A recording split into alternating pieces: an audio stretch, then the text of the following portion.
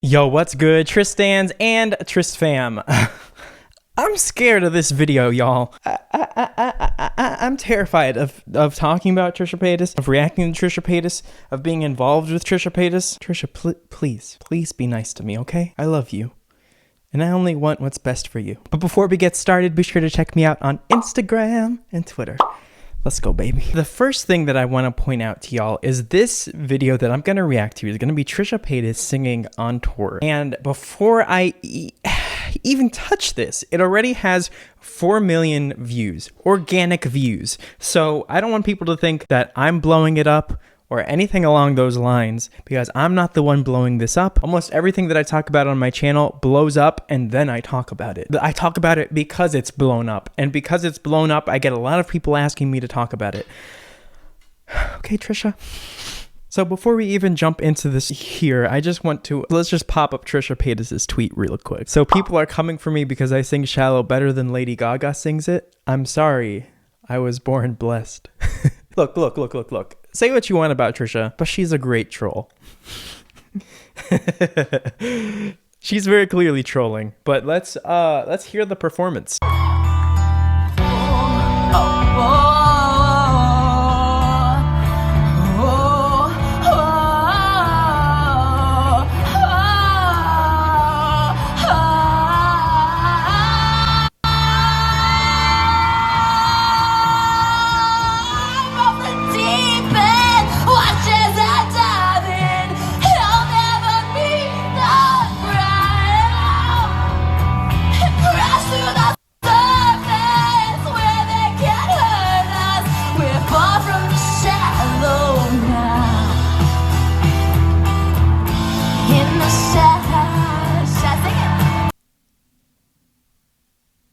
That was it.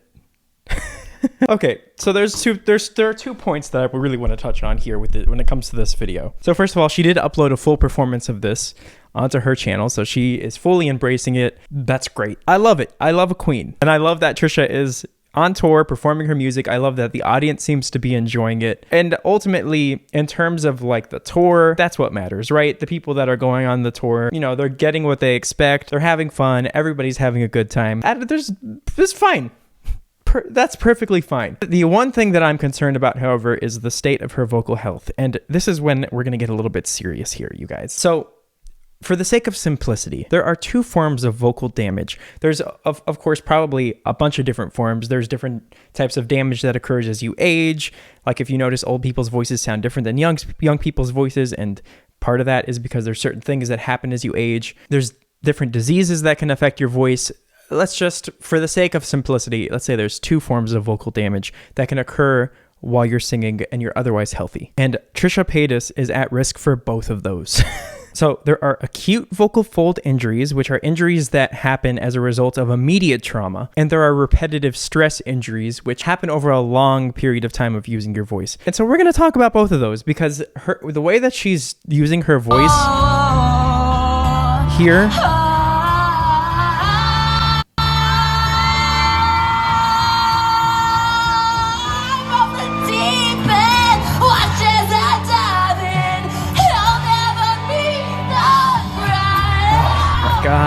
oh my god, that is just, oh my god, that just sounds like it hurts. So I'm gonna show you guys some close-ups of the inside of your throat. So if anyone's a little bit squeamish, now's the time to click off. So the first form of injury that Trisha Paytas is potentially subjecting herself to is what is called a vocal fold hemorrhage. This is just one of many possible injuries that she could suffer as a result of singing in this way. I have never heard anyone sing this brutal before. So just for reference, a singer as amazing as Sam Smith, whose voice is super buttery and smooth and super easygoing, has had this injury. Anyway, I'm going to show you guys what it looks like, because it's not pretty.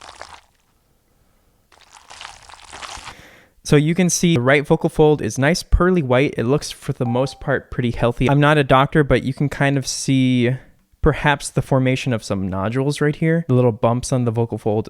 I'm not a doctor, I just kind of know what they look like, but maybe not. But anyway, that's not the point. The point is the left side of the vocal fold has this really gross, red injury to it, which is blood.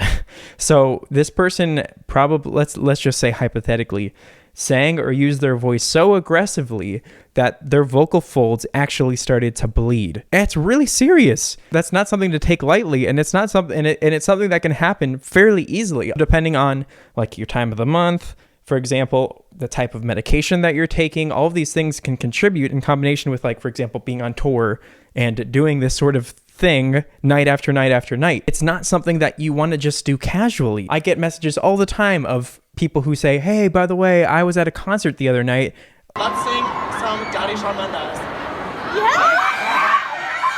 And I screamed the whole night. And now I don't have a voice. I can't sing. And for the last week, I haven't been able to sing any high notes. What's wrong? You damaged your voice.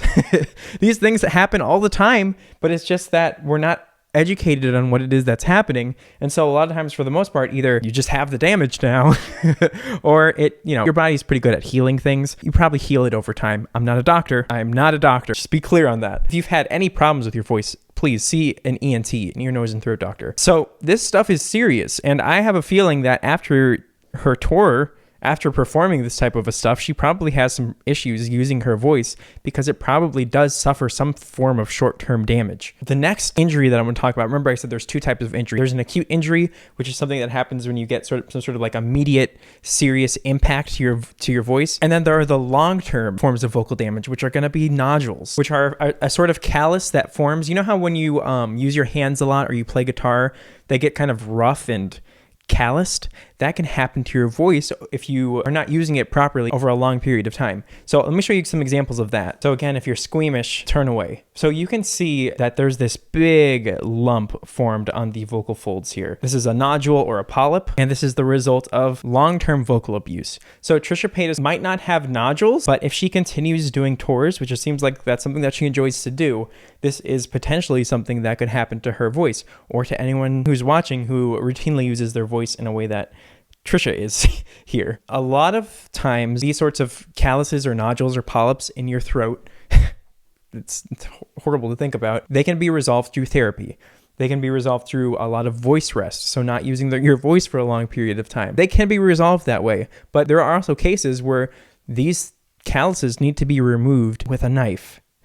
That's not fun. And if you guys really want to take a look at what that is like, polyp attached to.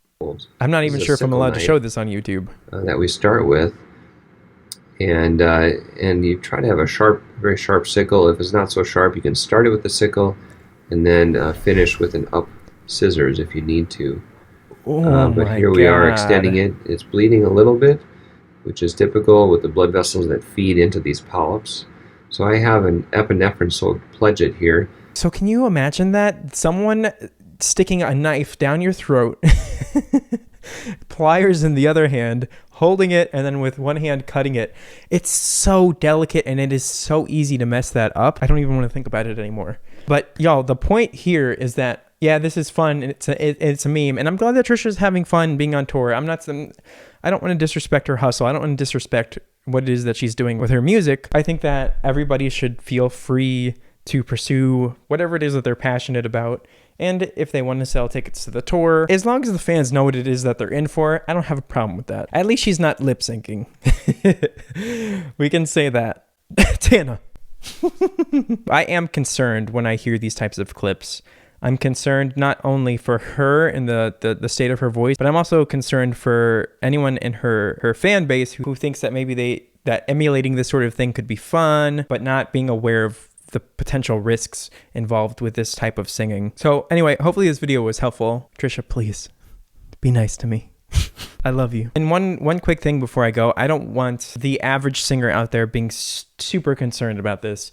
These types of injuries are more typical of people who use their voice really aggressively or people who use their voice at fairly high levels over long periods of time. So for the average bedroom singer, this isn't necessarily something that is going to affect you. I do still recommend that anyone who is serious about singing routinely sees an ear, nose, and throat doctor or an ENT, because they can, the same way that you get a checkup on the rest of your body, the same way you go to a doctor for general checkups, you can do the same thing for your voice. And that's just as important, if not more important, if you're a singer. So this isn't meant to scare anybody, but it is important to be aware that these risks do exist. And by the way, if this is a topic that you're interested in, I'm going to link you to a podcast down below that was done by Dr. Renee Gupta. And I might be saying that name completely wrong, I'm sorry.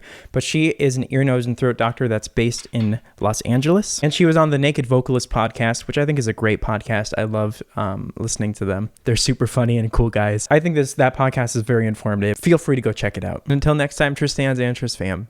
Peace out.